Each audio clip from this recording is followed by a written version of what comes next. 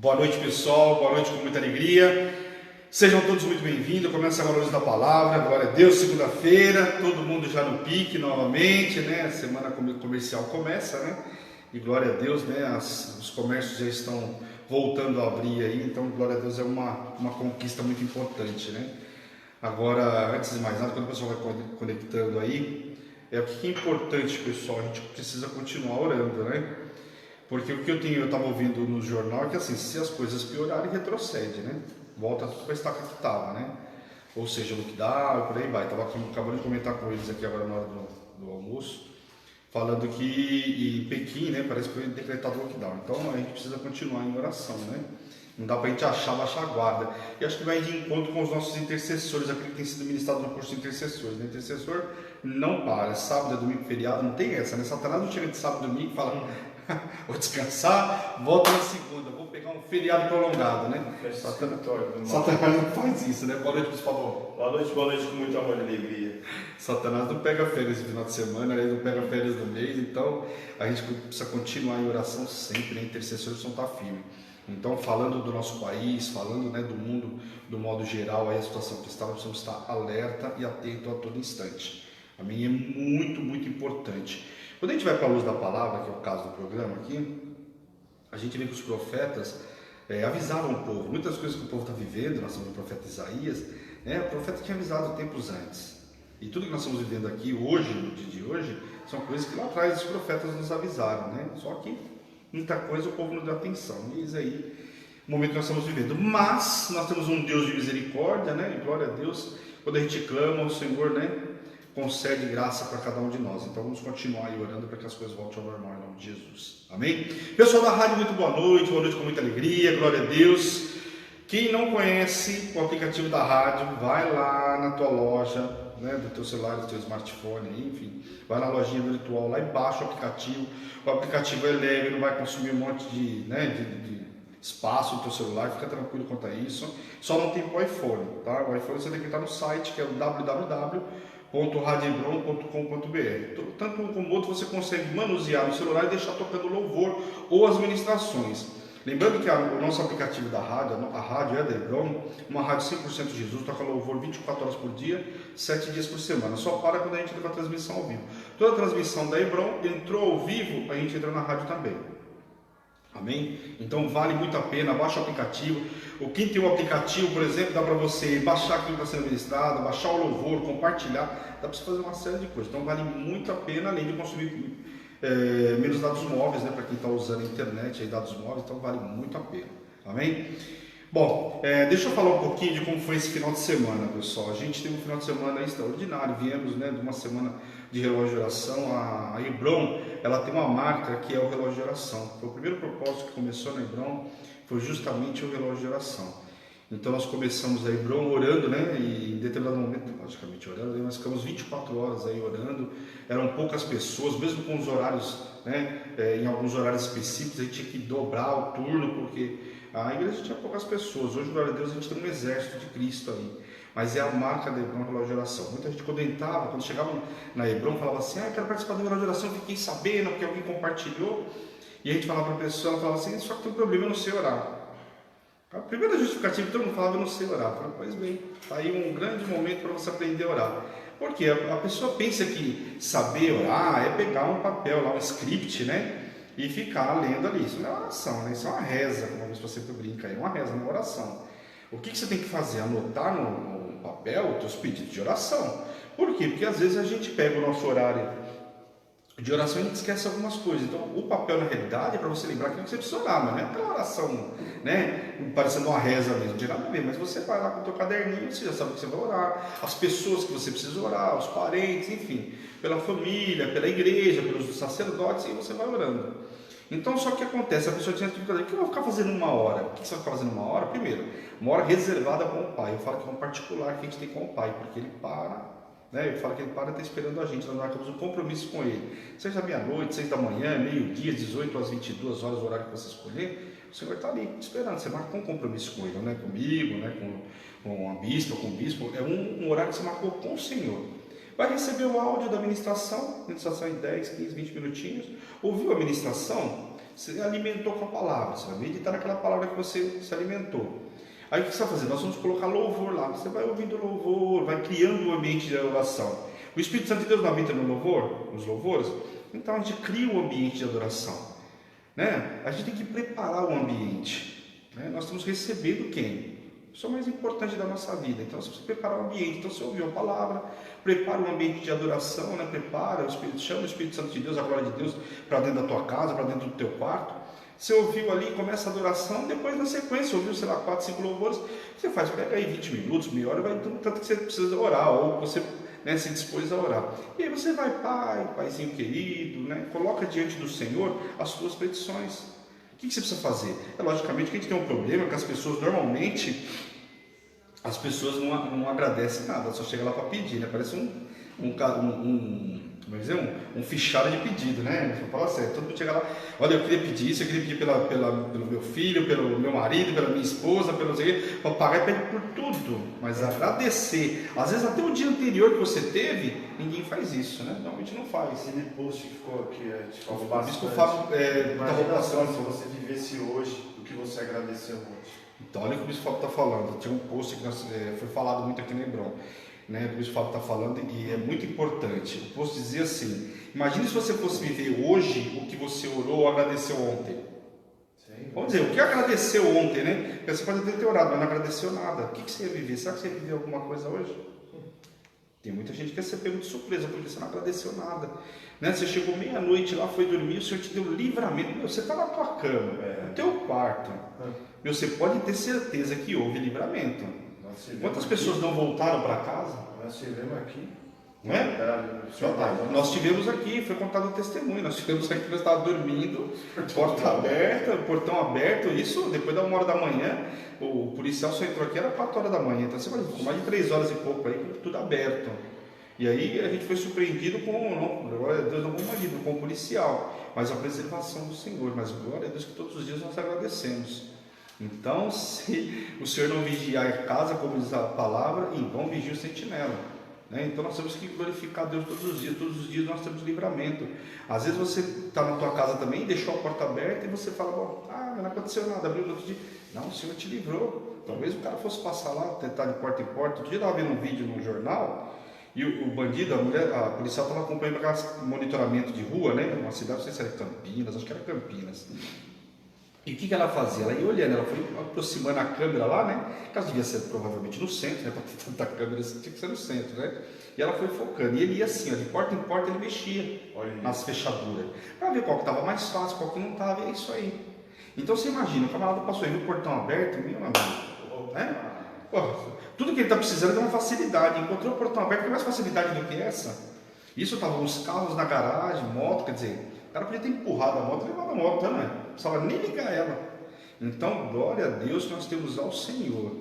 Então, o que nós temos que fazer? Nós temos que agradecer o dia que nós tivemos. Então, o relógio de oração, né? O que acontece? Você vai agradecer aquilo que você viveu, o livramento que teve, o emprego que você tem, a saúde que você tem, a família que você tem. Mas a pessoa fala, mas não é a família que eu queria. Mas a família que eu queria, ora para que o Senhor faça na tua família. Às vezes a família está toda destruída porque você não tem orado, ou você desistiu. Tem gente que ora hoje que as coisas aconteçam amanhã. Tem todo tempo, né, de maturidade, tem um tempo. A espera não pode matar a esperança. Nós temos que esperar o tempo de Deus. Só que nós somos fast food, né? Nós oramos para o Senhor hoje, a gente quer passar na cabine lá e já pegar do lado de lá, né? Na mesma hora, sair com a bênção na mão, e não funciona assim. Então, em nome de Jesus, né, participa do relógio de oração, é a marca de Hebron. Nós terminamos ontem, domingo, então tinha o horário da meia-noite, 6 da manhã, ao meio-dia, às 18 às 22. Então você podia participar no horário que você quisesse, só os oficiais que a gente pediu, ou quem quisesse participar de todos os horários. Foi grande bênção, grande derramar, palavra poderosa, falando do nosso mês, né? Então o relógio de oração começa no primeiro domingo do mês e normalmente já vai falando da palavra que nós vamos ver no mês inteiro. Então a gente já começa o mês completamente revestido de poder, de unção e de autoridade. E mais, aquilo que Satanás ia tentar contra a gente, nós já tivemos palavra que antecede. Nós só precisamos ficar atento, ficar ligado para não deixar, né? Como diz a história, o bonde passar. Bom, já falei bastante, então ontem nós tivemos encerramento do relógio, com Santa Ceia, jejum. Nós tivemos também jejum de doce, então ontem o pessoal se acabou aí no doce, né? Não vou nem falar o que é para não deixar com vontade, né? Eu não me acabei, né? Mas hoje ainda vou desfrutar do doce de ontem ainda. Eu não comi ainda. Então é isso aí, pessoal. A Hebron, nós temos bastante atividade. Segunda a sexta-feira, eu vou falar isso, foi ontem, final de semana, todo domingo às 10 horas temos culto da família. Segunda-feira, de segunda a sexta-feira, nós temos um programa chamado Alimento Diário às Nações. A bispa traz uma palavra todas as manhãs, das 8h30 até próximo das 11 horas aí. Às vezes passa um pouquinho, tem louvor, né? Agora nós temos louvor, então uma grande bênção aí. Você vai receber o alimento, né, para o teu dia. Então tem gente que consegue ver ao vivo, que não conseguiu ver à noite na retransmissão à noite aí, porque toda a programação da Hebron fica gravada no YouTube e fica gravado também no Facebook. No YouTube é melhor porque você tem playlist lá. Toda a programação da Hebron está separada lá, Alimento Diário das Nações, programa de domingo, a Luz da Palavra, né? Toda a programação está lá. Então vale muito a pena que você vê o dia que você quer ou o assunto que você quer rever. Amém? Então vale muito a pena aí participar do Alimento Diário das Nações para você se revestir aí com essa armadura. Bom, depois nós temos segunda e quarta, a Luz da Palavra, que é esse programa de estudo onde nós estamos lendo a Bíblia numa ordem cronológica. Estamos no livro de Isaías, né, simultaneamente com o livro de 2 Reis, porque as histórias, né, o profeta Isaías estava ali, né, no capítulo 19 ali, falando com o rei Ezequias, pegou Uzias, pegou alguns reis aí.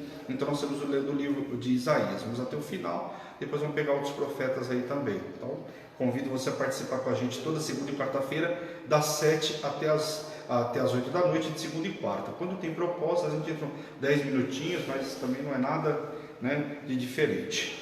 Depois nós temos de terça-feira, começou agora, foram 2 terças-feiras, tem um programa chamado Prefiro Crer, né? São temporadas que o Senhor dá, e essa temporada começou 2 terças-feiras atrás, e é um programa de testemunho, então completamente diferente da programação da Hebron, só assim, do alimento diário, né, da palavra, da Luz da Palavra, só que ele tem um formato diferente porque é um programa de testemunho. Então é super descontraído. A pessoa que vem, um convidado, né, que vem aqui, às vezes são da Hebron, tem gente que vem que não é da Hebron, mas que é de outra igreja, mas participa dos propósitos conosco. E as pessoas que vêm dar testemunho na Hebron são pessoas que viveram um milagre em função de algum propósito, ou porque conheceu a Hebron, veio aqui, participou, né? Então cada um tem a sua história, mas todas as histórias contadas aqui estão ligadas a Hebron, o milagre que viveu dentro da Hebron. Então, um programa super 10. Aí nós tivemos aí primeira terça-feira o pastor e a pastora, pastor Edu e a pastora Edi, dando um testemunho, que é fantástico o testemunho deles, aí, como eles conheceram a Hebron, o que viveram já na Hebron, o que estão vivendo, né? Eu digo na Hebron por quê? A Hebron tem sido o canal de bênçãos, não é eu, não é a bispa, não. O bispo, na verdade, é o Senhor, é uma igreja de milagre, é uma igreja de propósito, bastante compromisso, mas também é uma igreja de milagre.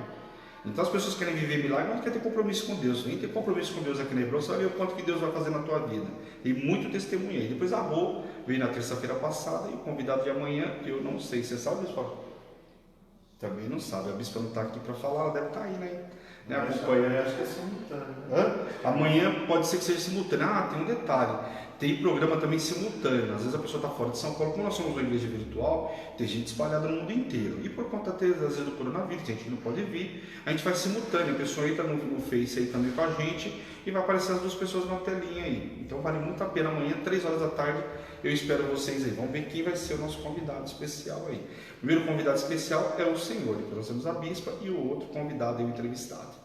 Amém? Então venha participar com a gente aí, venha contar o teu testemunho. Ah, detalhe, mas a pessoa, mas eu tenho vergonha. Meu, que isso? Vergonha de contar aquilo que Deus fez na tua vida? Vamos dar honra e glória para quem merece, né? Aquele que fez o milagre na nossa vida. Então venha contar na glória. Depois nós temos aí, né, terça e quinta, e alguns propósitos, quando tem às vezes de quinta, de sexta-feira, né, a gente vai dando para vocês aí as novidades. Mas a princípio, sexta-feira passada nós tivemos aí, por causa dos namorados, teve propósito, né? Essa semana nós estamos tranquilos com relação a isso. Porém, começa propósito da família na quarta. Quarta, quinta e sexta, propósito da família. A gente ora às 6 horas da manhã, ao meio-dia, às 18. Então tem que levantar aí 10 para 6, ajoelhar, orar, ao meio-dia, às 18 horas, amém? Então, se você não participou ainda, ou quer participar, entre em contato conosco no telefone 11, o zap 11 970 13 8161. Então, somente pelo WhatsApp, amém, pessoal? Glória a Deus, eu falei bastante hoje, né? Vamos lá. Quem está aí com a gente, pessoal? Dá um toque aí para mim, ver se você consegue. Eu não consigo ver as fotinhos aqui. Tem uma criancinha, não consigo ver quem que é. Criancinha é o Josuca. O Josuca? Josué, boa noite, com muita alegria. Boa noite. Josué está aqui, ele está ao vivo e está aqui na minha telinha aqui. Glória a Deus. Arro. Sieglinde, boa noite com muita alegria, seja muito bem-vinda à nossa rua, nossa massoterapeuta. Precisamos fazer propaganda porque ela é sensacional. O nosso querido de Curitiba, Seu Paulo de Curitiba, glória a Deus pela vida dele. Faz tempo que a gente foi lá, hoje de manhã ele estava falando pela manhã que estava frio lá mesmo. A bispa perguntou, é que não deu para mim responder na hora que a bispa estava ministrando. Mas ele falou, não, aqui tá frio, imagino que isso aqui em São Paulo tá frio, imagina lá, né? Essa hora lá tá frio. Dona Rosélia, toda vez que ela participa dos propósitos, que a gente olha, ela tá lá, né? Cachecol, tá cheio. Dona Rosélia, tá frio aí? Tá frio, vou mandar para São Paulo. Misericórdia, devolvo para a senhora, pode ficar aí, vocês estão mais acostumados com o frio, né? Pastor Edu, boa noite com muita alegria. Pastor Edi, boa noite com muita alegria. O casal, ó. Cláudia Vidal, boa noite com muita alegria. Esperamos domingo aí, fez falta aqui com a gente, né? Mas a gente Mauricião, meu parceiro aí, Mogi, em peso, glória a Deus. Seu Quirino, boa noite com muita alegria. Fabinho, boa noite com muita alegria. Pastor, eu falei? Falou. Sei. Bom, sim, entrou mais. A bispa, né? A bispa está com a gente aí pelo celular, ela, a Bruna. Boa noite, com muita alegria aí para vocês. Tem a Maísa também. Maísa, boa noite, com muita alegria. Aqui fala assim, mais 4 pessoas, aí não dá para saber. Mas não dá para saber quem é. Bom, pessoal, não aparece aí os nomes, então sejam todos muito bem-vindos. Maísa ministrou sexta-feira, ó. Top aí, as mulheres tiveram. Sexta no sábado, né? Sábado, né? As mulheres ministraram sábado aí, foi, olha, fantástico essa mulherada ministrando. A forma como Deus usou cada uma delas. Gratificante, né? Gratificante, a gente vê que o fruto, né? Eu acho que a melhor coisa que a gente vê na vida do outro irmão, né, na igreja, é ver o fruto. E as meninas deram o seu melhor aí e foram instrumentos na mão do Senhor. E eu vi frutos aí maravilhosos. Estou muito feliz, muito contente cada uma delas aí. Sinta o meu abraço, o meu carinho. A Bruna está falando, Ela também. Fala da patroa, não. Ela fala da minha noiva, e minha noiva linda está aí também. Glória a Deus pela vida dela. E o Davi, né? Davizinho também está aí. Bom, pessoal, abra as suas Bíblias aí no livro de Isaías, capítulo 9, né? Nós somos capítulo 7 e 8, aí falamos sobre a invasão dos assírios, né? É o livro de Isaías, nós vemos muito sobre essa história, além de ser um profeta messiânico, que fala da vida de Cristo, nós vamos ver muito ele falando sobre esse entrave que aconteceu ali com a Síria, né? A Síria levando o povo cativo, o povo de Israel. Então ele alertando o povo de Judá para que não tivesse o mesmo destino, para que o povo se arrependesse, para que o povo largasse a idolatria. Lembrando que o povo de Israel, o que aconteceu lá? Quando houve a divisão das tribos lá, eles construíram, né? Jeroboão não queria que eles fossem até Jerusalém, né? Fossem para o lado de lá entregar oferta ao Senhor. O que ele fez? Como dividiu as tribos, ele falou, então vou construir 2 altares aqui para o povo entregar oferta aqui. Ele construiu em Dan, né? E em Betel, as 2 cidades nos extremos, aí para que o povo entregasse lá o holocausto, para que não descesse, né? Para Jerusalém ali, para entregar oferta. Então esse foi o primeiro entrave ali. Só que na contrapartida o povo de Israel não, permaneceu lá, né, entregando a oferta no lugar certo, porém foram criando algumas idolatrias, né? Ou seja, por conta das misturas, né, dos povos, a divisão, né? Então Jeroboão, que era da tribo de Efraim, permitiu a contaminação, né? Estrangeirice entrou, né, já tinha vindo ali, né, com os casamentos ali de Salomão, então tudo isso foi. Só que no povo de Israel foi muito mais abertamente. Lá tinha poste ídolo, tinha as estátuas a Baal, então tudo isso foi destruído, né? Em alguns momentos aí, Jeú foi lá, destruiu tudo isso, mas no caso do povo de Judá ainda tinha algumas dificuldades ali. Depois nós vamos ver que o rei Ezequias vai lá e, por isso que é tido como o melhor rei, ele consegue destruir tudo, acaba com tudo isso, mas o profeta Isaías também alerta para que ele não entrasse na mesma situação do povo de Israel. Então, é um período muito difícil, a contaminação entrou em vários momentos, o povo foi advertido, mas não deram ouvidos, então foi levado cativo para a Síria. Então, o profeta Isaías fala muito sobre isso e alertando o povo de Judá para que não tivesse o mesmo destino, porque a gente sabe que lá na frente eles vão ser levados para a Babilônia, por exemplo, sinal que falou, mas com o tempo. Lembra muito o livro de Juiz, né? Levanta o juiz lá, adverte o povo anda um tempo bem, tem 20 anos lá de paz, a maravilha, começa a se contaminar de novo. Aí vem a mão poderosa do Senhor, os amalequitas, os filisteus, enfim, e o povo é levado cativo, perde guerra, passa aí 10, 15 anos, né, de tempos difíceis, aí o Senhor levanta um outro juiz, o povo clama, né? É bem a gente, né? Passa um tempo difícil, a gente clama, o Senhor está lá e dá sossego. Começa a ficar sossegado demais, o crente sem guerra, né? Fala sério, né? O crente também sem guerra, ele facilita, né? Eu lembro que no começo da Renascer o apóstolo falava muito assim, tá tranquilo? O negócio tá barato, Vigia, né? coisa errada. Tem coisa errada. Quando Satanás não está te incomodando, sinal que tá. Quando Satanás não está te incomodando, sinal que tem alguma coisa errada, né? Será que você já não partiu, né? Já não está assim com ele, né, meu? A aflição é danada. Não é fácil, não. Então temos que ficar muito atento. Amém? Bom, vamos lá no livro, então, capítulo 9, livro de Isaías, que é o nascimento e o reino do príncipe da paz. Então, aqui falando, né, logicamente, do Senhor, profeta messiânico, não ia falar algo diferente, né? Vamos ler do versículo 1 até o 5 aí, amém? Que diz assim: Mas para a terra que estava aflita, não continuará a obscuridade. Deus, nos primeiros tempos, tornou desprezível a terra de Zebulon e a terra de Naftali, mas nos últimos tornará glorioso o caminho do mar, além do Jordão, Galiléia dos gentios. O povo que andava em trevas viu grande luz, e os que viviam na região da sombra da morte resplandeceu-lhes a luz. Tens multiplicado este povo, a alegria lhe aumentasses, e alegram-se eles diante de ti, como se alegram na ceifa, como exultam quando repartem os despojos. Porque tu quebrastes o jugo que pesava sobre eles, a vara que lhes feria os ombros e o cedro do seu opressor, como no dia dos midianitas. Porque toda bota em que anda o guerreiro, no tumulto da batalha, e toda vestes envolvida em sangue, serão queimadas e servirão de pasto e de fogo.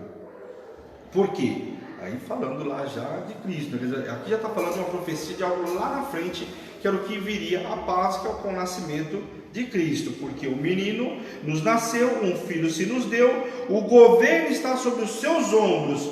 E qual é o seu nome? Eu já ministrei essa passagem aqui, muito linda, fazendo um detalhamento de cada um. Está na parede aqui, inclusive. Eu ministrei essa passagem falando nome por nome, né? Que logicamente é um programa de estudo, né? Mas lá eu ministrei essa passagem, um detalhe completamente trazendo a revelação de cada palavra, né? De cada nome. O seu nome será maravilhoso, conselheiro. Bom, não precisa nem de muita tradução aqui, né? Maravilhoso. Só o Pai mesmo para ser maravilhoso. Conselheiro, aquele que eu posso chegar, pedir um conselho, que eu posso me abrir, que eu posso me rasgar diante dele. Ele vai me ouvir, ele vai me responder. Que Deus maravilhoso é esse? Deus forte, destra, né?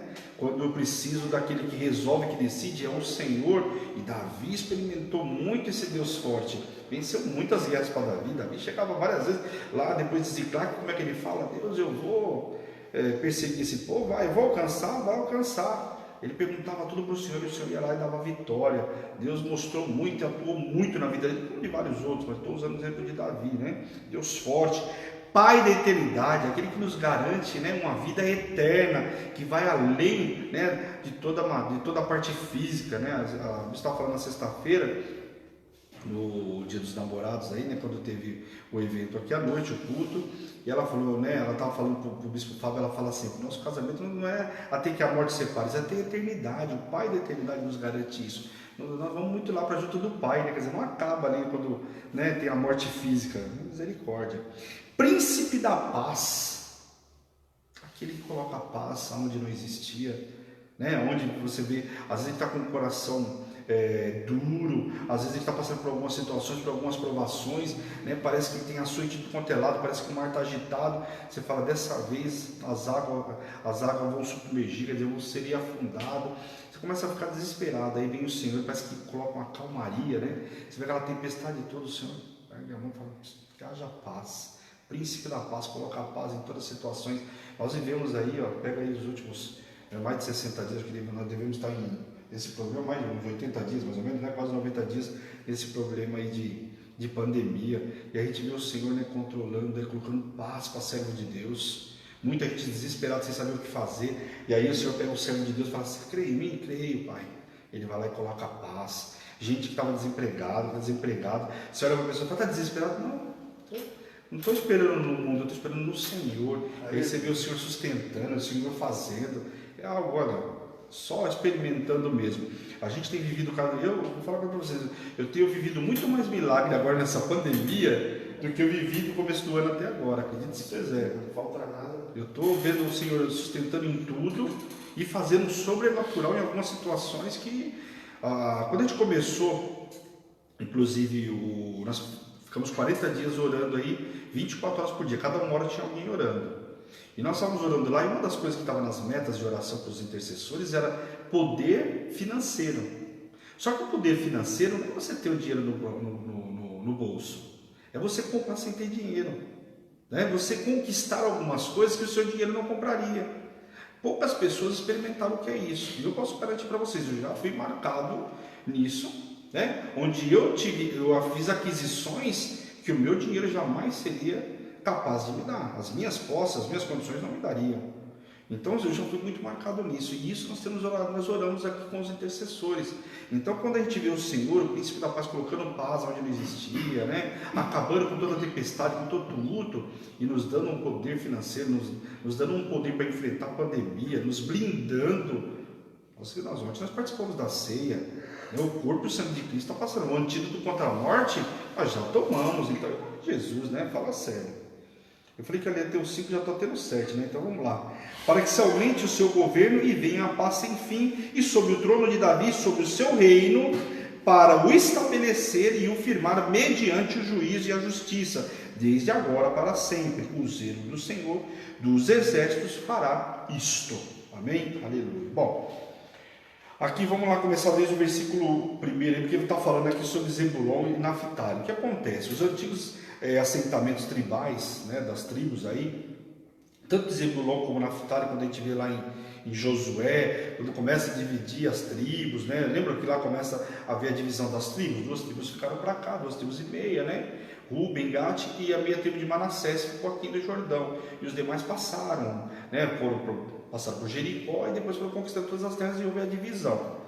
Só que aqui está falando de 2 tribos que tiveram assentamentos, falando sobre Zebulon e Naftali, que incluíam o quê? A Galileia. Por isso ele está fazendo referência a isso aqui. Por quê? Quando a gente vai ver Jesus lá, a gente vê muito Jesus andando lá, Jerusalém, né? Belém, na Galileia, no modo geral, começa a falar muito dessa passagem. Por isso vai citando aqui. Foram os primeiros a sentir o impacto das invasões assírias. Essas 2 tribos, como é relatado aqui, elas foram as primeiras a sentir o impacto da guerra da invasão assíria. Quando os assírios chegaram, essas 2 tribos foram as primeiras a sentir. Lembrando que essas 2 tribos fazem parte do quê? Do povo de Israel, não de Judá. Que Judá ficou Judá e Benjamim. Amém, pessoal? Às vezes em algumas passagens fala que ficou uma só, porque Benjamim já era pequena, né? E ali como a região era muito próxima, as 2 praticamente se fundiram, né? Até pelo tamanho que era de Benjamim, eu já expliquei isso para vocês o porquê também. Vocês olhem aí, tem ministração minha falando sobre isso. Mas ali em algumas passagens fala que ficou uma. Na verdade são 2 tribos, foram 10 para o lado de lá e 2 para o lado de cá, ou seja, 10 para Israel e 2 para Judá. Então essas 2 tribos aqui, que pertenciam a Israel, foram as 2 primeiras a serem invadidas pelo povo assírio. Se vocês tiverem dúvida, está lá em 2 Reis, capítulo 15, versículo 29, ok? A expressão do caminho do mar, além do Jordão, a Galileia do Gentil, ou até mesmo as nações como queiram, refere-se aos distritos administrativos do conquistador da Síria. No caso, lembra de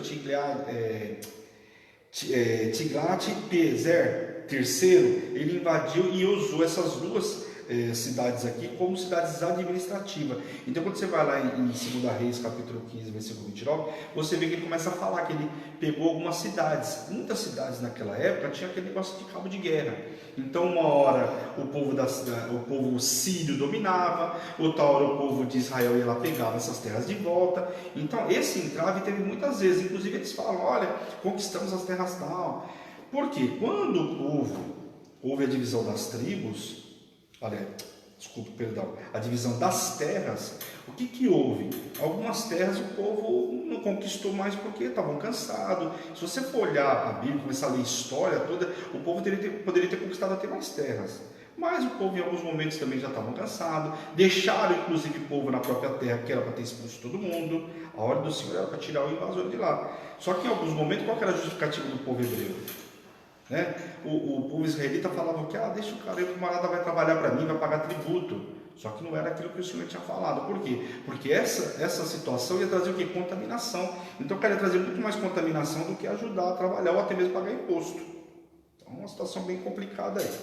Então, essas cidades é fruto do quê? Resultado das 3 campanhas que liderou o Oriente por volta de 733 a.C. Então, um pouquinho antes da invasão assíria, para levar lá, né, o povo de Israel cativo, ou seja, haver a mistura dos povos, houve essa situação, essa passagem está sendo relatada aqui no começo do capítulo 9, ok? Só para você entender o porquê que está falando, mas está falando, né, do nascimento de Jesus, e aqui está falando de outra coisa, só para você entender o contexto aí. A sociedade agrícola não conhecia ou não conhece a alegria maior do que a colheita. Tudo que vai dar de referência, como é que vai fazer? Vai dar sempre referência da colheita, que era a forma que era utilizada naquela época. E eu falo muito sobre isso, né? Que o Senhor sempre estava usando a palavra, ou usando os exemplos daquilo que ele já conhecia. O cara ia falar de uma fábrica, não tinha fábrica naquela época, tinha falado de colheita. Quando você falava de colheita, de endurecimento, ou de chuva que não viria, o cara está entendendo. Porque ele sabe que a colheita dele precisava de chuva, seja ela temporã, seródia. Não tem uma passagem lá que fala da chuva temporã e seródia? Por quê? Está falando que o Senhor ia mandar essa chuva para preparar o solo, uma chuva que viria antes de época para preparar o solo, para que pudesse ter o plantio, a chuva que viria depois para poder melhorar o fruto, para que houvesse uma colheita boa. Então tinha tudo isso, uma chuva antes, a temporã e seródia, que viria antes para preparar o solo e a depois para deixar o fruto muito mais belo. Então, quando falava de colheita, todas essas coisas, era uma forma que o povo entendesse aquilo que o Senhor estava ministrando para eles. O soldado não conhece maior alegria, como é referência aqui também, do que o fim da batalha. Depois que seu lado saiu vencedor, com essa analogia, era possível entender e comparar a alegria da colheita como uma colheita sombria. Então, quando ele fala de colheita sombria, o camarada vai entender a mesma coisa do soldado. O soldado está entendendo que se vai ser sombrio, quer dizer, ele vai para a guerra e vai voltar completamente ferido. Vai ter várias baixas, né, várias perdas aí. Então era uma forma para que o povo entendesse o que o Senhor estava falando, o que Isaías estava falando para o povo. Amém, pessoal? Está claro aí? O jugo, a vara e o cedro são símbolos de opressão que ressaltam o sofrimento do povo durante a dominação estrangeira. Então, a forma, quando vinham os dominadores estrangeiros, é uma forma que o povo sentia muito bem. Quando se falava de cedro, de vara, né? Ou até mesmo do jugo, que é aquilo que coloca lá, né? Sobre os bois, para que eles andem em conjunto e só obedeçam, só vá naquela direção. Né? Não fala que o jugo é pesado, ele falou assim, fala, divide comigo, que o meu é suave e leve. Então, o que está falando, o povo já entendia que estava se relatando o quê? De um sofrimento que viria, no caso aqui, com os estrangeiros. O pronome que ele fala aqui se refere à Síria, né? Que se gaba do jugo pesado que impõe aos povos por eles subjugados. A Síria falava muito. Porque ele falava assim, olha, eu dominei tal lugar. Era uma forma, inclusive, de amedrontar. Lembra que eu ministrei para vocês lá em 2 Reis? Quando ele começa a falar lá, ele manda o general dele lá antes, falar com o rei, e ele começa a falar um monte de bobagem lá, quer dizer, falar inclusive mentira, que era uma forma o quê? De amedrontar, era guerra psicológica.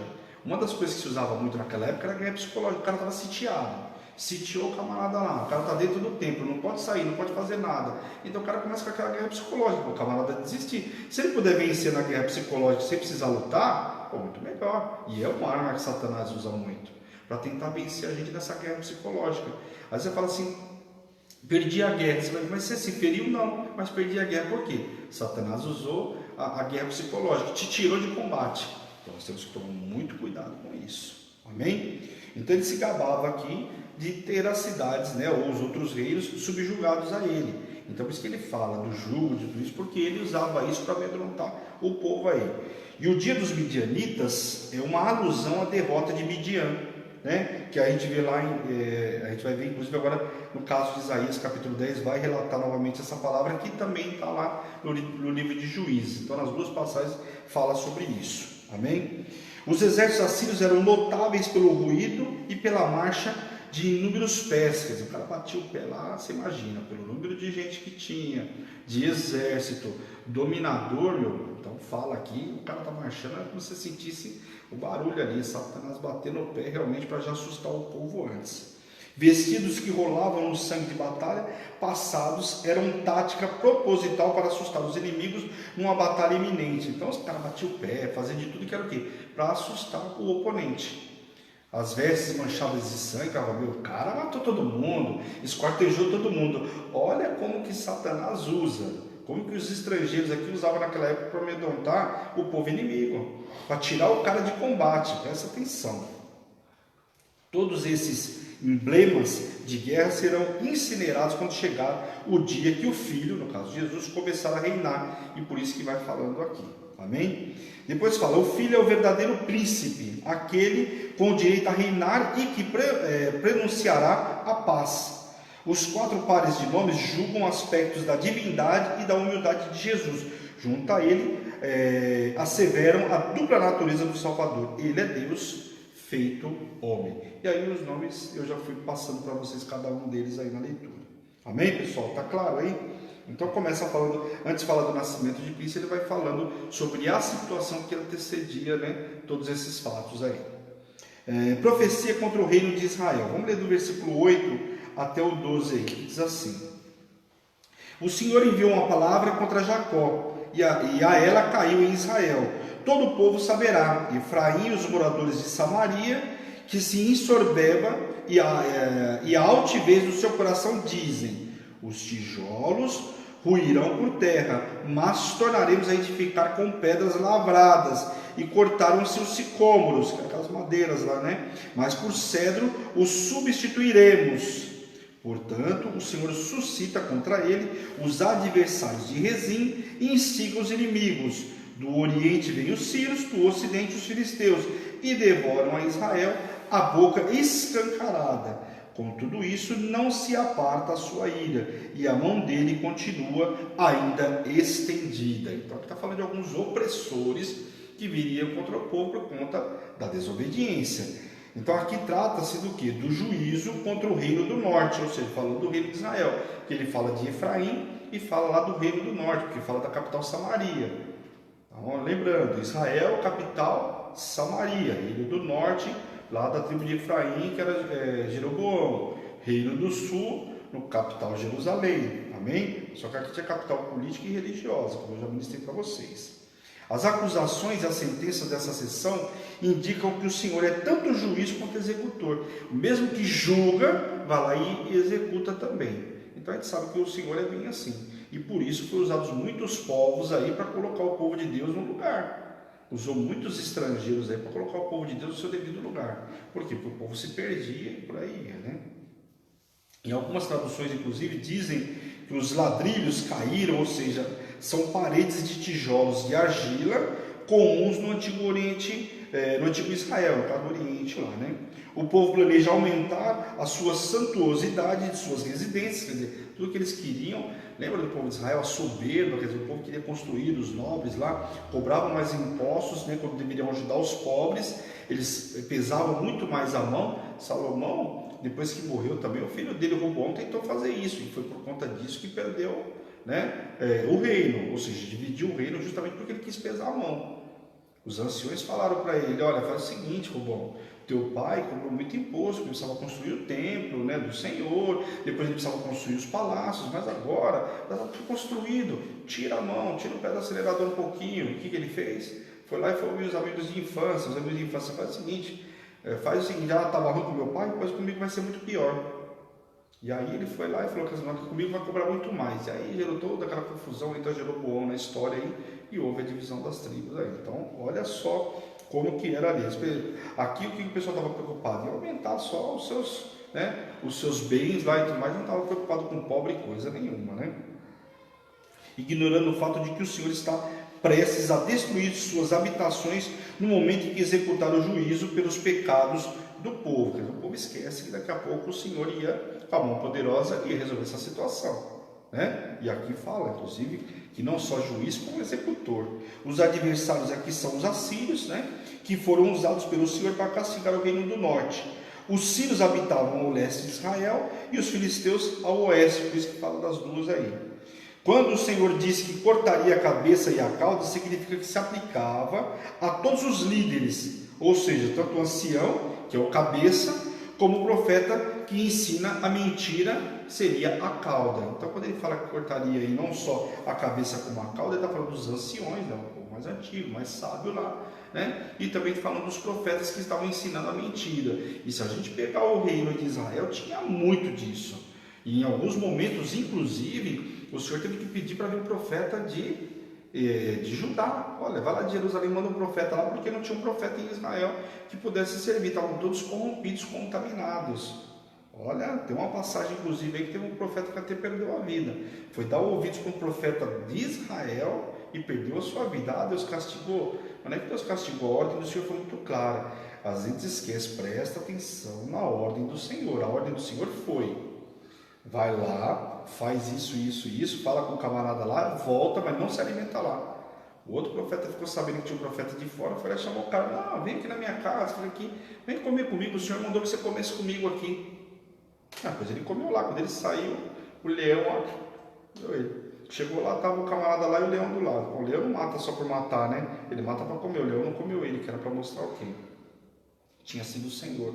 Poxa, mas o Senhor aí castigou o camarada. O Senhor deu uma ordem para ele, que não era para ele se alimentar naquela cidade. E ele ouviu um outro profeta. Foi enganado pelo outro profeta? Para um pouquinho. Se Deus falou diretamente com ele, deu a direção para ele, que ele tinha que ouvir a história de outro profeta. Mas se Deus falou com você, vai falar comigo também. Mas se ele me deu a instrução para mim aqui, se o próprio Deus não cancelar essa instrução que ele deu para mim, que ele desculpa, e era o que ele tinha que entender. Deus falou diretamente com ele. Agora Deus ia mandar uma outra ordem para ele por intermédio de outra pessoa? Faz sentido, né? É aquela velha história que a gente sempre ministra. O Senhor está falando com o teu líder, com o anjo da igreja. Chega um outro de fora e vai te dar outra ordem. Para um pouquinho. Que Deus de confusão é essa? Deus não é Deus de confusão. Se ele for com o teu líder, é o teu líder que ele vai falar com o líder da outra igreja, vai chamar o pastor lá da outra igreja para ele falar para você. Isso é meu favor, né? Mas tem gente que infelizmente ainda acredita nessas histórias. Deixa eu falar. Vamos lá, versículo 17 ao 21, vamos ler aí. Diz assim: pelo que o Senhor não se regozija com os jovens dele e não se compadece dos seus órfãos e das suas viúvas, porque todos eles são ímpios e malfazejos, e toda a boca profere dois disses. Com tudo isso não se aparta a sua ira, e a mão dele continua ainda estendida. Quer dizer, quando o Senhor continuava aqui, falou pelo profeta, continuava com a mão estendida ainda. Não acabou não, tu tem que fazer aí, não, presta atenção. Porque a maldade lavra com o fogo, ela devora os espinheiros e os abrolhos, acende as brenhas do bosque, e estas sobem espessas nuvens de fumaça. Por causa da ira do Senhor dos Exércitos, a terra está abrasada, e o povo é pasto do fogo. Ninguém poupa o seu irmão. Abocanha à direita e ainda tem fome, devora à esquerda e não se farta. Você vê que está falando, quer dizer, faz mal daqui não é o suficiente, faz mal de lá também não é o suficiente. Presta atenção, sei que às vezes a palavra que é usada aqui, mas presta atenção. Faz com da direita, não está suficiente, não se satisfez, ainda vai fazer do lado esquerdo, quer dizer, vai fazer com um, vai fazer com outro, que não para, né? Não se farta, cada um come a carne do seu próximo. Manassés ataca Efraim, e Efraim ataca Manassés. Ambas juntos atacam a Judá, e com tudo isso não se aparta a sua ira, e a mão dele continua ainda estendida. Então, o que está acontecendo aqui? Estão brigando entre eles. O que aconteceu? O rei Rezim não foi lá com o rei de Israel? O rei da Síria não foi com o rei de Israel tentar atacar Judá? Estão lembrados dessa passagem? Que foi onde começou toda a confusão. Que aí o rei de Judá foi pagar tributo lá, mandou um presentinho lá para o rei assírio, para vir livrar ele dessa emboscada que estavam planejando contra ele. Lembra dessa passagem? Que antecede o livro de Isaías aí. Então presta atenção aqui está falando que um estava atacando o outro, quer dizer, irmão atacando irmão. Presta atenção. Os jovens e as viúvas aqui representam aqui todas as pessoas, ou seja, todo o povo. Todos haviam se afastado da adoração fiel a Deus. Israel está inteiramente contaminada pelo mal, pela hipocrisia e a insensatez. Quer dizer, o povo estava completamente contaminado. E aqui está falando porque é todo o povo, desde a criança, né, até o mais velho, até os anciões, como foi falado aqui, os profetas. Estava todo o povo contaminado. O fogo, evidentemente, era o fogo da ira do Senhor, e a banda da direita, como também a banda da esquerda, denotam uma fome insaciável, quer dizer, nunca estavam satisfeitos. Consequentemente, a ruína que ocorrerá no dia do juízo. E aqui é bem cara de Satanás, né? Satanás nunca está satisfeito. Então, às vezes você fala assim, mas Satanás roubou meu emprego, e ele vai parar por aí. Não, querido, ele só para no menos zero, né? Ele não para.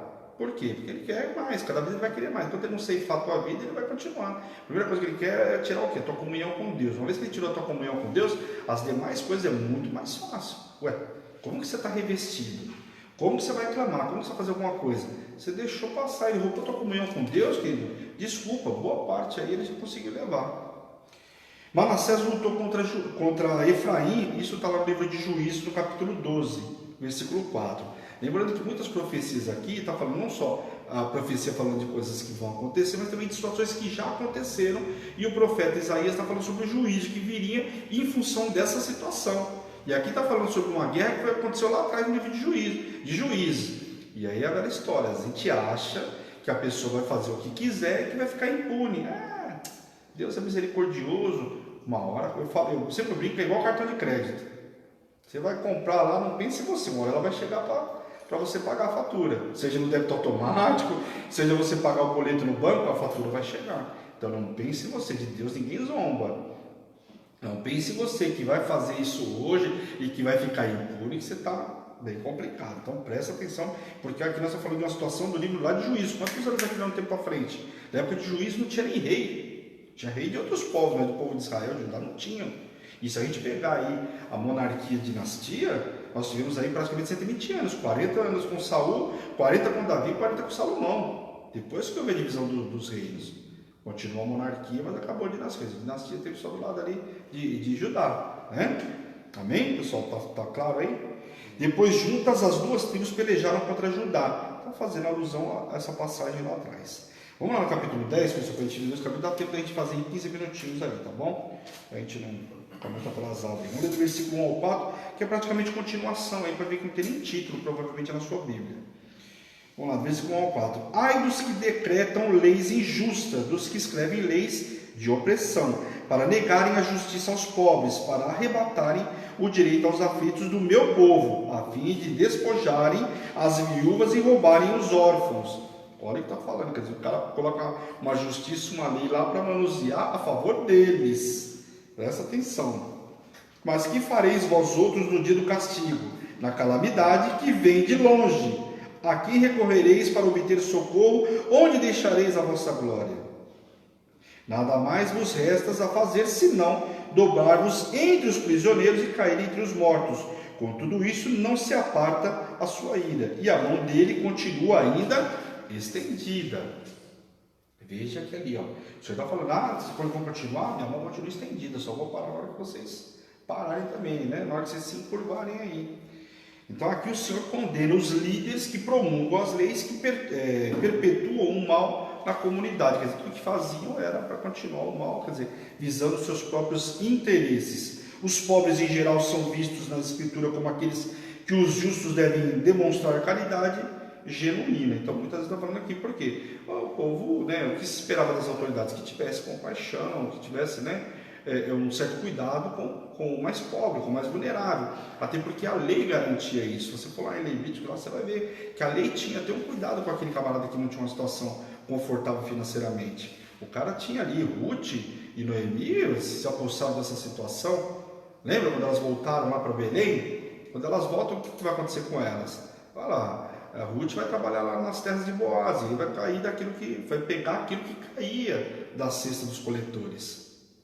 Por quê? Existia uma lei que falava que conforme eles iam lá, aquilo que ia cair não era para ficar, não era para o cara passar lá no chão e pegar. O cara ia coletando lá, por exemplo. Vamos imaginar uma árvore aí. Você está colhendo lá, sei lá, laranja. Vamos dar um exemplo. Colhendo laranja. Pô, caiu uma no chão. Ele vai ficar. Você vai pro próximo pé e vai indo embora. Aquilo, o mais pobre, ele tinha esse direito de passar ali e recolher isso aí. Era com isso que ele ia se alimentar. Então presta atenção como é que era a lei aqui. Então tinha que ajudar. E aqui aqueles que se esperavam que ajudassem por ser líderes, né, por ter essa posição, não estavam fazendo nada disso. Então de longe a gente vê que é uma referência à Síria. Os ímpios não podem recorrer a Deus, porque se recusaram a fazê-lo, antes o ignoraram, suas advertências, e os presos são na realidade os israelitas conduzidos ao exílio. Então está falando aqui daqueles que vão ser usados, né, para poder ir lá e fazer tudo que fizeram, que é o caso dos assírios, né? E que iam levar eles, conduzir eles para o exílio. Amém? A profecia contra a Síria. Agora vem uma profecia contra os assírios aí. Vamos ler do versículo 5 até o 11, que diz assim: Ai da Síria, cetro da minha ira, a vara... deixa eu só fazer um comentário aqui antes.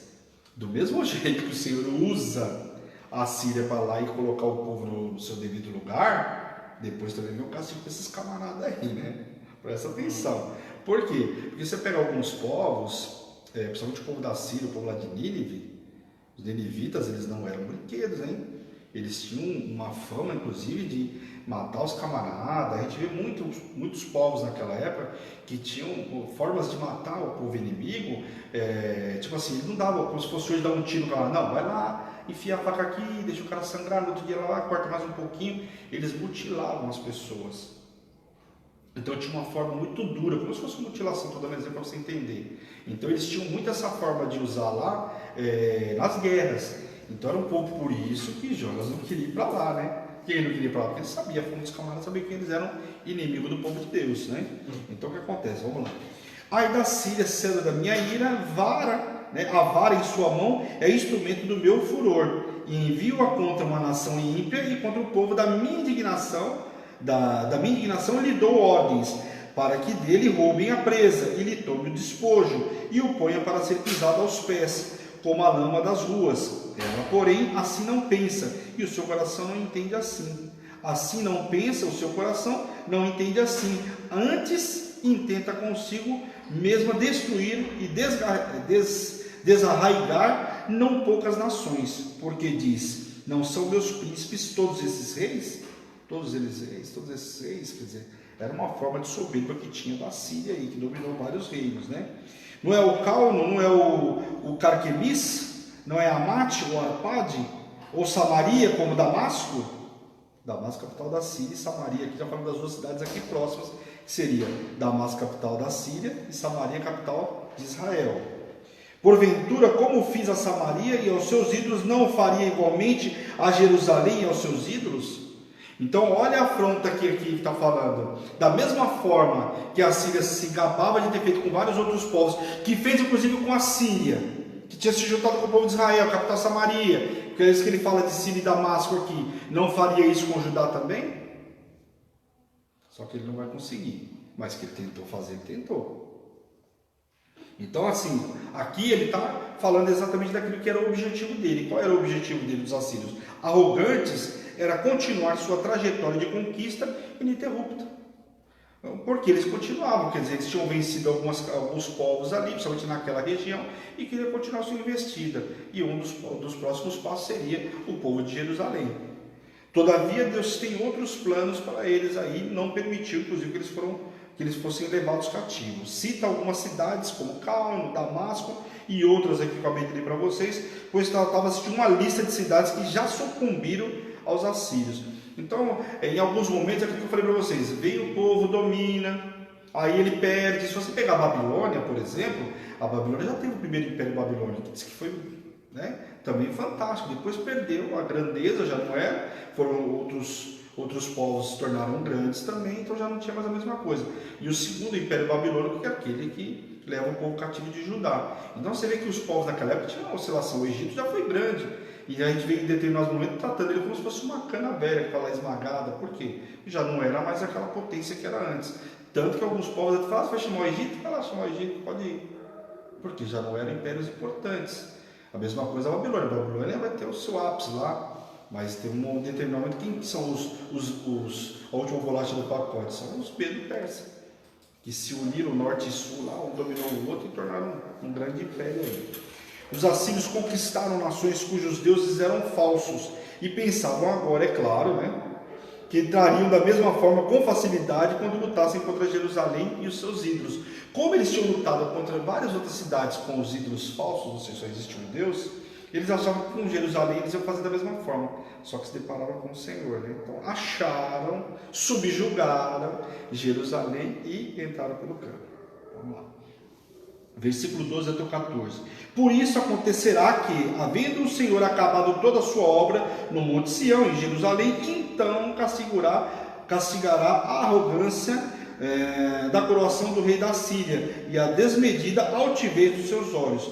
Porquanto o rei disse, com o poder da minha mão fiz isto, e com a minha sabedoria, porque sou inteligente, e removi os limites dos povos, e roubei os seus tesouros, e como valente, abati os que assentavam em tronos, meti a mão na riqueza dos povos, como um ninho, e como se ajuntam os ovos abandonados. Assim eu ajuntei em toda a terra, e não houve quem movesse asa, ou abrisse a boca, ou piasse. Então olha o que o cara fala, eu fui lá, tirei o tesouro do cara, venci, fiz e aconteci. Isso era o rei da Síria se gabando, que ele era muito inteligente, que a vitória que teve, tudo que conquistou, foi por conta da inteligência dele. Coitadinho, né? Se o Senhor não permitisse que ele levasse alguns povos cativos lá, não ia fazer nada. Mas estavam se gabando de tudo isso, né? Então aquele se gaba disso aí. As nações que a Síria devastou não constituíram, né, não constituíam impedimento maior que uma galinha como coletor de ovos, que é o que está dizendo aqui. Né? O que ele pegou foi invadiu a granja e está achando que, né, que pegou o frigorífico. Não, você invadiu a granja, ele pegou um camarada qualquer. Agora vai lá enfrentar o povo de Judá para você qual se a guerra é do mesmo tamanho. Muito maior, e é isso que ele não tinha entendido ainda. Vamos ler do versículo 15 até o 19. Diz assim: porventura gloriar-se-á o macho contra o que corta com ele, como que corta com ele? Ou presumirá a serra contra o que a maneja? Seria isto como se a vara brandisse o que levantavam, um bastão levantando aqui não é pau. Pelo que o Senhor dos exércitos, enviará a Tisica contra os seus homens e todos os gordos, e debaixo da sua glória acenderá uma queima, como a queima de fogo, porque a luz de Israel virá a ser como fogo, o seu santo como labareda, e a brasa se a consuma em espinheiros, e os abrolhos da Síria num só dia. Também consumirá a glória da sua floresta e do seu campo fértil, desde a alma até o corpo, e será como quando um doente se definha. O resto das árvores de suas florestas serão tão pouco que um menino saberá escrever o número delas. Olha a devastação que o Senhor está anunciando aqui. Que até uma criança vai conseguir olhar a floresta e demarcar ou até falar quantas árvores tem, tamanha devastação.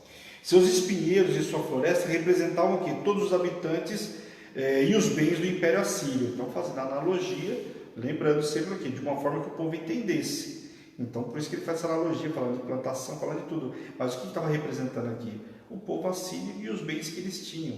Ia cair por terra. O que o povo considera honrado ou desprezível de nada valerá perante o juízo incendiário de Deus, que ia botar fogo em tudo ali. Boa parte dos habitantes do reino do norte foi levado em cativeiro. Alguns israelitas, porém, foram para Judá e tornaram-se parte do reino do sul. Quando houve essa invasão, eu até mencionei esses dias, alguns dos povos, né, de Israel conseguiram fugir, e alguns foram justamente para o reino do sul, saíram do reino do norte e conseguiram se refugiar no reino do sul. E por isso que a população, inclusive, de Judá também aumentou consideravelmente. Logicamente, quando houve o retorno da Babilônia, aí já virou, né, uma coisa só. Mas aqui, muito se aumentou a população de Judá por conta de muitos aqui que foram se refugiar lá, como também foram em outras cidades também. Esses imigrantes e seus descendentes irão portar-se como um grupo de sobrevivente, pois preservarão o nome das suas tribos do norte no meio do povo de Deus. Então, o que é importante aqui nesse refúgio? Também preservar a tribo. Uma coisa que era muito importante naquela época era preservar a tribo dele, que não perdesse descendência. Por que era importante ter um varão lá, um primogênito? Para poder dar descendência. A lei do levirato, ela foi criada para quê? Quando o primogênito lá morria, o filho mais novo, lá o próximo, tem que casar com a mulher daquele camarada, porque não gerou filho. E Judá teve um dos filhos de Jacó. Judá teve um grande problema, porque o filho morreu, ele deu outro filho, e o filho tinha aquele problema que ele fazia o quê? Ele ejaculava na terra, né? Inclusive é um dos pecados aí. Porque ele fazia o quê? Ele não queria dar um filho para aquela mulher, porque ele sabia que se ele desse um filho para aquela mulher, para a mulher do irmão, que era viúva, ia continuar a descendência do irmão e não a dele. Consegue entender isso? Eu já expliquei a lei do levirato, mas só fazendo rapidinho para você entender. Então, o que acontece? Era muito importante manter a tribo naquela época. Então era uma descendência que estava continuando. Nós vimos, por exemplo, no Reino do Sul, que um dos filhos lá, né, que vinha da descendência lá de Davi, foi permanecer com um garoto de 1 ano até 8 anos para ele poder assumir o reino, para não acabar aquilo que era promessa. Que ia chegar até Jesus. Então, se aquele garoto morre, o que ia acontecer? Aquilo que o Senhor tinha falado no céu que ia acontecer, não ia acontecer. Então, logicamente, jamais, né? Então, esses imigrantes aí seriam, então, descendentes e os sobreviventes que preservariam as tribos aí do reino do norte, junto do povo de Deus. Vamos ler só do versículo 24 ao 27 para a gente fechar aí o dia de hoje. Vamos lá. Pelo que assim diz o Senhor dos Exércitos: povo meu, que habitas em Sião, não temas a Síria, quando te ferir com vara, contra ti levantar o seu bastão, à maneira dos egípcios, porque daqui a bem pouco se cumprirá a minha indignação e a minha ira para o consumir, porque o Senhor dos Exércitos suscitará contra ela flagelo, e com a matança de Midian junto à penha de Horebe, e a sua vara estará sobre o mar, e levantará como fez no Egito. Acontecerá que naquele dia o peso será tirado do seu ombro, e o seu jugo do seu pescoço. Jugo será despedaçado por causa da gordura. Então aqui a matança de Midian, aqui como é falado, apesar de seus exércitos poderosos e implacáveis, a Síria, segundo a Síria, aqui diz Isaías, desempenhará na história de Israel um papel idêntico ao dos midianitas, como foi relatado lá atrás. E os egípcios será mais um inimigo derrotado milagrosamente pelo Senhor. E foi exatamente o que aconteceu. Então aqui dá dois exemplos, não só dos midianitas, né, que faziam muitas guerras ali. A gente viu Gideão, teve muito problema com os amalequitas, né, com esse povo aí, a gente viu muitas histórias assim, relatadas lá atrás, principalmente no livro de Juízes, como também da mesma forma o povo do Egito, que a gente vê lá quando houve, né, a libertação do povo do Egito, o povo que assolou o povo hebreu aí, escravo por muitos anos. Sobre o mar é uma referência do grande triunfo de Deus sobre Faraó no Êxodo, né, no livro de Êxodo, que conta a história aí. O jugo significava uma prisão física, emocional ou até mesmo espiritual na vida do homem, imposta por Satanás, que faz isso aí, coloca o camarada aí numa prisão física ou espiritual, que o cara não consegue sair. Aquela guerra psicológica que eu acabei de falar para vocês aí, né? O cara não consegue fazer mais nada. Se você pegar uma pessoa, por exemplo, depressiva, ela vive no isolamento. Satanás coloca ela ali, ó, numa prisão domiciliar, mas é uma prisão que muito espiritual, porque ela não é física. A pessoa pode abrir a porta e sair, mas ela está ali presa do que Satanás colocou ela, enredou ela, colocou ela ali, e ali ele vai trabalhando até tirar completamente a vida dela. Então a pessoa que já está presa dentro de um quarto vai fazer o quê? Né? Só pode pensar em tirar a própria vida, mas Satanás vai fazendo aqui. Depois que ele colocou ali dentro, o resto a pessoa praticamente faz sozinha, né? Só dá start. Só um start, porque já colocou a pessoa em isolamento. Tudo que Satanás quer é colocar a gente em isolamento, é acabar com o sonho, acabar com a promessa. Então, ele faz o seguinte, ele, como a Bíblia falou, ele lança a seta. A gente acorda e depois fica aí, né, chorando. O jugo significa uma prisão, então, física, emocional e espiritual que o homem, que Satanás coloca no povo. Quando a unção é simbolizada pela gordura ou pelo óleo, é derramada, todas as cadeias, consagrações ou alianças contrárias à vontade de Deus são desfeitas. Então, quando cai o óleo, né, o óleo da unção ali, pode ver que a bispa, o óleo, todo jugo é despedaçado, porque a bispa realmente ela coloca óleo e não é pouco. E a gente brinca, bispa, se inundar a gente de óleo, presta atenção na escritura, era bom que ela desse um banho da gente de óleo mesmo, né? Se a gente for analisar bem a escritura, né, a gente brinca com ela, né? Se eu colocar tudo isso de óleo na cabeça da gente, meu cabelo está ficando duro. Mas olha, se a gente for prestar atenção nas escrituras, é para a gente implorar para ela jogar óleo e não pouco, viu? Presta atenção. E depois fica virando marionete na mão de Satanás aí, né? Então derrama óleo, bispo. Depois Isaías relata acerca da visão da marcha incessante do reino assírio em direção ao sul, sobre o terreno irregular de Iate, como fala lá na palavra. As cidades listadas aqui situam-se em locais próximos a Jerusalém. Cada cidade conquistada representava mais um passo em direção à derrota eminente da cidade santa.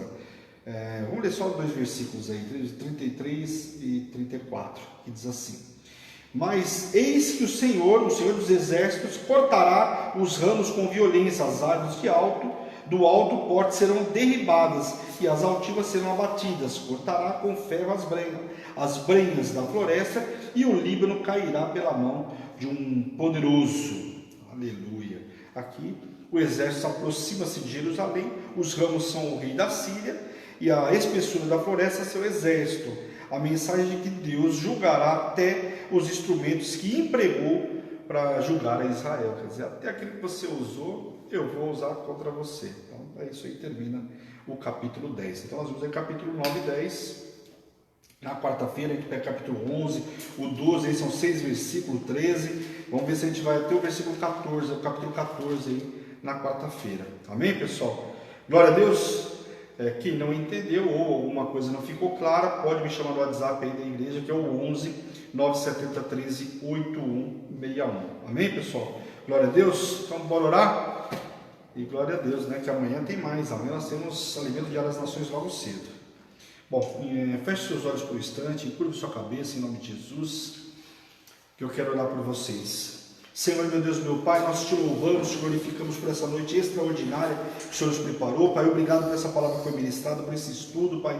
Quero te pedir, Senhor, abra o entendimento de cada um, que essa palavra venha movimentar o mundo espiritual, movimentar o interior de cada um, que ela possa ser multiplicada, compartilhada, Pai, nos 4 cantos dessa terra, Deus, em nome de Jesus. Toca poderosamente a cada um, Senhor. Toca, cura, liberta, restaura e aviva o teu povo, Pai, em nome de Jesus, Pai. E eu, como servo ministro do Senhor, envio o teu povo uma noite extraordinária, debaixo de poder, de unção e de autoridade, em nome de Jesus. Amém, pessoal? Glória a Deus. Um beijo grande para vocês. Não se esqueça, amanhã, 8h30 da manhã, Alimento Diário das Nações, né? Espero vocês. Amanhã tem Prefiro Crer, até amanhã, né? Amanhã tem Prefiro Crer, então amanhã é o dia. A agenda da Hebron amanhã está lotada, porque à noite nós temos, né, para quem está no curso, nós temos curso de intercessão amanhã às 8 horas da noite, né? Eu estou 7 minutos. Não, a semana passada foi 7. A semana passada foi 7. Vamos ver, mas a gente anuncia amanhã no grupo aí de quem está. Sem novidade aí, tá, pessoal? Mas é amanhã. Então amanhã tem Alimento Diário das Nações cedo. Na parte da tarde, Prefiro Crer, a gente vai saber, né, amanhã quem é. Né, no horário aí, às 15 horas, depois à noite nós temos o curso aí, Surprise. Amém, pessoal? Glória a Deus. Esta é a Hebron, Igreja Apostólica Internacional, a minha terra prometida, a sua terra prometida, a igreja que te ama e te faz feliz todos os dias. Um grande beijo, obrigado hein, por estar comigo nesta 1 hora. Não esqueça de compartilhar, entra lá também no YouTube, deixa o like lá, coloca o sininho, para você não perder nenhuma ministração, nenhum estudo aí. Amém? Tem muita coisa para a gente ver. Fortalece o canal. Até o final do ano nós temos aí o livro de Isaías para terminar. Depois nós devemos chegar aí, em nome de Jesus, antes do final do ano começamos a entrar em Jeremias. Vamos ver se a gente consegue avançar em Jeremias esse ano, senão começa o ano que vem em Jeremias.